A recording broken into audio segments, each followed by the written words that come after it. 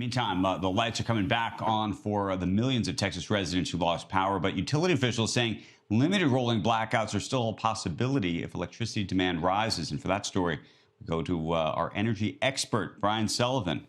Brian. I appreciate that, Andrew. Thank you very much. Listen, there's still 200,000 homes without power. That's 200,000 homes, probably about maybe, 800 to 1,000 to a million people. But that is way down from 3 or 4 million homes without power. So there is some good news. The other good news that Mother Nature is going to help out, move these storms on. It is going to warm up in a few days. In fact, I looked out next week. It could be in the 70s. So that'll just eliminate all that. But still, terrible situation. A lot of cleanup to do. But thankfully, things are getting a little bit better. You've still got, look at these lines.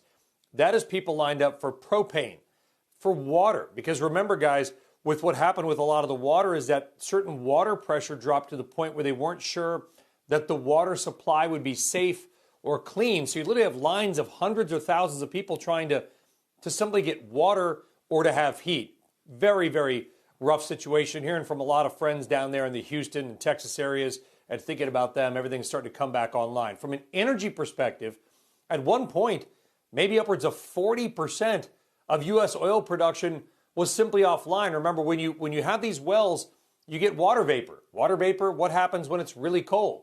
Well, it freezes. It freezes gauges, knobs, uninsulated pipelines, wind turbine blades. Everything just kind of froze up.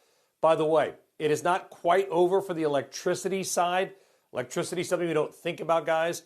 There were still trades being done yesterday in the thousands of dollars per megawatt hour. Put that in perspective, it would normally be about $70 for a megawatt hour if you wanted to buy electricity on the open market. There were still trades done at, a couple thousand or 7,000 per megawatt hour. Now, who has to eat that? If you're wondering, who's paying that? Okay, there's a couple companies you want to watch, one here, one in Germany. NRG, ticker NRG, by the way, New Jersey-based company, but has the naming rights of the Houston Stadium. That stock down 12% this week because concerned they have to go out in the open market to pay these prices to continue to supply power. And RWE, that is a name that's probably unfamiliar to a lot of us. It is Germany's largest power producer. They're actually a big wind farm owner in Texas.